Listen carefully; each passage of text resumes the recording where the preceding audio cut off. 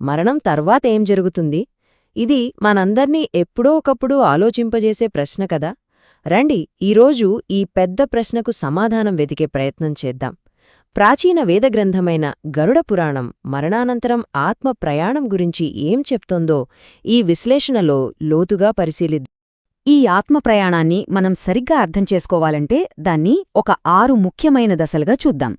మొదట శరీరాన్ని విడిచిపెట్టేటప్పుడు కలిగే ఆ వేదనతో మొదలుపెట్టి అక్కడినుంచి ఆత్మ తన ప్రయాణాన్ని ఎలా ప్రారంభిస్తుంది, తన కర్మఫలాలను ఎలా ఎదుర్కొంటుంది, ఏ లోకాలకు చేరుకుంటుంది, ఈ చక్రం నుండి బయటపడటానికి భక్తి మార్గం ఎలా దారి చూపిస్తుంది, చివరికి అసలైన విముక్తిని ఎలా పొందుతుందో ఇలా ఒక్కో అడుగు ముందుకు వేద్దాం. సరే, మరి మన ప్రయాణంలో మొదటి అడుగు అదే విడిపోయే వేదన. మరణం అనేది మనందరికీ తెలిసిన విషయమే. అయినా ఆత్మ శరీరాన్ని విడిచిపెట్టే ఆ క్షణం నిజంగా ఎలా ఉంటోందో గరుడ పురాణమేం చెప్తోందో చూద్దాం. గ్రంథాల ప్రకారం మరణించే క్షణం అత్యంత బాధాకరమైనది. ఎందుకంటారా? ఎందుకంటే ఆత్మ తన జీవితకాలపు అనుబంధాలన్నింటినీ, అంటే శరీరం, కుటుంబం, జ్ఞాపకాలు, వీటన్నింటినీ బలవంతంగా వదులుకోవాల్సొస్తుంది. అంటే ఆలోచించండి, ఈ వేర్పాటును మానవ ఆత్మ భరించగల అత్యంత తీవ్రమైన నొప్పిగా వర్ణించారంటే అది ఏ స్థాయిలో ఉంటుందో. అసలు ఈ విషయాలన్నీ మనకు ఎలా తెలుసనుకుంటున్నారా? వీటన్నిటికీ ఆధారం గరుడ పురాణం. ఇది సాక్షాత్తు విష్ణుమూర్తి, ఆయన వాహనమైన గరుత్మంతుడికి మధ్య జరిగిన సంభాషణ అన్నమాట. అందులోనే ఈ మరణానంతర రహస్యాలన్నీ వివరంగా చర్చించబడ్డాయి. సరే, ఇప్పుడు శరీరం లేదు, మరి ఆత్మ పరిస్థితి ఏంటి? శరీరాన్ని విడిచిపెట్టిన వెంటనే ఒంటరిగా ఎటు వెళ్లాలో తెలియని ఒక దిక్కుతోచని స్థితిలో ఉంటుంది. అక్కడ్నుంచి దాని ప్రయాణం ఎలా మొదలవుతుందో ఇప్పుడు చూద్దాం. ఇక్కడ ఒక చాలా ఆసక్తికరమైన పోలిక ఉంది. పట్టుబడిన ఒక నేరస్తుడిలాగా అన్నమాట. ఆత్మ మొదట తన పాత గుర్తింపును, అంటే నేను ఫలానా అనే అహంకారాన్ని వదులుకోవడానికి ఇష్టపడదు. కాని ఎప్పుడైతే తన భౌతిక అస్తిత్వం ముగిసిపోయిందని అంగీకరిస్తుందో అప్పుడుగాని దాని అసలు ప్రయాణం మొదలవదు.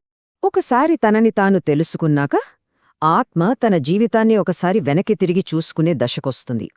ఇదే అసలైన తీర్పు సమయం. ఇక్కడ జీవితంలో చేసిన ప్రతి మంచి, ప్రతి చెడు అన్నీ ఒక త్రాసులో పెట్టి తూకం వేస్తారన్నమాట. దీన్నే మనం కర్మలెక్క అంటాం. కర్మను మనం స్థూలంగా 2 రకాలుగా చూడొచ్చు: పుణ్యం, పాపం. పుణ్యమంటే ఏంటి? ధర్మానికి కట్టుబడి మనం చేసిన మంచి పనులు.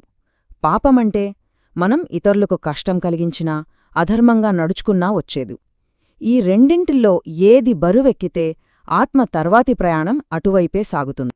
మరి ఆ కర్మలెక్కల బట్టి ఆత్మ ఎక్కడికి వెళుతుంది? ఆ గమ్యస్థానాలు స్వర్గం కావచ్చు, నరకం కావచ్చు.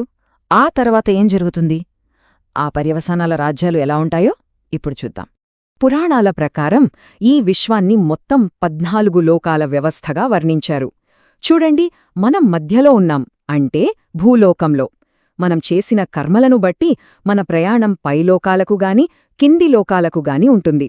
పుణ్యం చేస్తే స్వర్గం లాంటి పైలోకాలకు వెళ్తారు. అదే పాపం చేస్తే నరకం లాంటి కింది లోకాలకు ఆత్మ ప్రయాణిస్తుంది.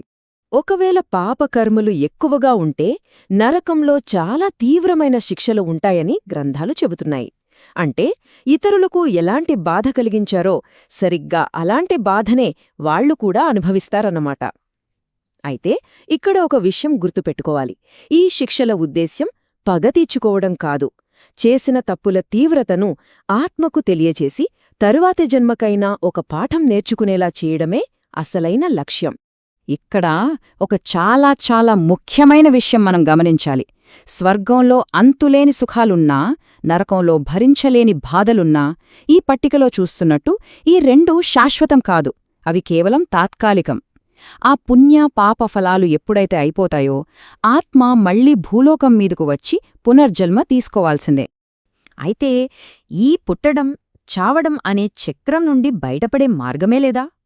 అంటే ఉంది. అదే భక్తి మార్గం. మరి ఆ మార్గం ఈ చక్రాన్ని ఎలా ఆపుతుందో చూద్దాం. ఇది చాలా కీలకమైన ప్రశ్న కదా. మంచి పనులు చేసినా, చెడ్డ పనులు చేసినా చివరికి మళ్లీ పుట్టాల్సిందే. అయితే ఈ అంతులేని చక్రం నుండి శాశ్వతంగా బయటపడే మార్గం అస్సలు ఉందా? ఆ మార్గమే భక్తి. భక్తి అంటే సింపుల్గా చెప్పాలంటే ఎలాంటి ఫలితం ఆశించకుండా దేవుడి మీద చూపించే స్వచ్ఛమైన ప్రేమ. పుణ్యం సంపాదించుకోవాలని చేసే పనులకు, కేవలం ప్రేమతో చేసే సేవకు మధ్య ఉన్న తేడా ఇదే అన్నమాట. ఈ రెండు మార్గాల మధ్య తేడాను ఇక్కడ మనం చాలా స్పష్టంగా చూడవచ్చు. ఒకవైపు కర్మ మార్గం. ఇది ఒక అంతులేని చక్రం లాంటిది, మళ్లీ మళ్లీ పునర్జన్మకు దారితీస్తుంది. మరోవైపు భక్తి మార్గం. ఇది ఆ చక్రాన్ని బద్దలు కొట్టి నేరుగా భగవంతుని శాశ్వతధామానికి దారి చూపిస్తుంది. ఇదే అసలైన పరిష్కారం. ఇంత దూరం ప్రయాణించాక అసలు ఆత్మ యొక్క నిజమైన అంతిమ గమ్యం ఏంటి? ఇప్పుడు చివరి దశ అయిన విముక్తి గురించి తెలుసుకుందాం. అంతిమ లక్ష్యం ముక్తి లేదా మోక్షం. అయితే మోక్షమంటే అంతా అయిపోతుంది, శూన్యంలో కలిసిపోతాం అని చాలామంది అనుకుంటారు. కాని గరుడపురాణం ప్రకారం అది నిజం కాదు. మోక్షమంటే ఈ భౌతిక బంధాల నుంచి విముక్తి పొంది భగవంతుని ధామంలో ఒక దివ్యమైన రూపంతో శాశ్వతంగా ఆయన సేవలో తరించే ఒక చైతన్యవంతమైన స్థితి. అది అంతం కాదు, ఒక కొత్త ఆనందకరమైన ప్రారంభం. అసలు విముక్తి దేనికి లభిస్తుంది?